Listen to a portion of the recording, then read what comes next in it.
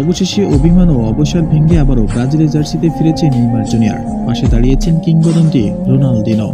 ফুটবলকে বিদায় জানানোর কঠিন সিদ্ধান্ত হয়তো নিয়েই ফেলেছিলেন মাঠের জাদুকর নেইমার জুনিয়র।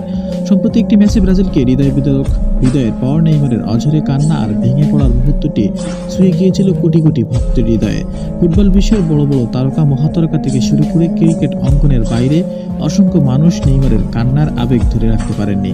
অনেকেই ভেবেছিলেন এটাই বুঝি সেলেসাওদের জার্সিতে নেইমারের শেষ অধ্যায়। তবে কঠিন সময়ে প্রিয় শিষ্য পাশে এসে দাঁড়িয়েছেন ব্রাজিলের কিংবদন্তি ফুটবলার রোনালদিনো।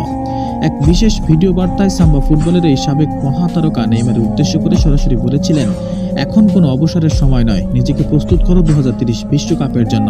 তিনি মনে করিয়ে দিয়েছেন ব্রাজিলের জার্সিতে নেইমারের গল্পটা এখনো শেষ হয়ে যাননি। কিংবদন্তির এই জোরালো অনুরোধ এবং বিশ্বজুড়ে কোটি ভক্তদের ভালোবাসার প্রতি সম্মান জানিয়ে নিজের অভিমান ও অবসরের সিদ্ধান্ত থেকে সরে এসেছেন নেইমার জুনিয়র। সব জল্পনা কল্পনার অবসান ঘটিয়ে আবারও জাতীয় দলে ফেরার চূড়ান্ত সিদ্ধান্ত নিয়েছেন এই পোস্টার বয়।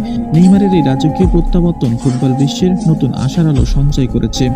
ফুটবল প্রেমিকরা আবারও অধীর আগ্রহের অপেক্ষা করছে মাঠের জাদুকরকে ব্রাজিলের হলুদ জার্সিতে চেনা ছন্দে দেখার জন্য।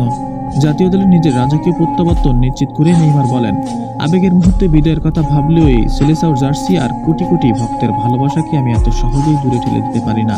আমার যাত্রা যেখানে শুরু হয়েছিল সেখানে এভাবেই শেষ হতে দেওয়া যায় না। দেশের জন্য এই হলুদ জার্সির মর্যাদার জন্য আমি আবারও মাঠে ফিরছি।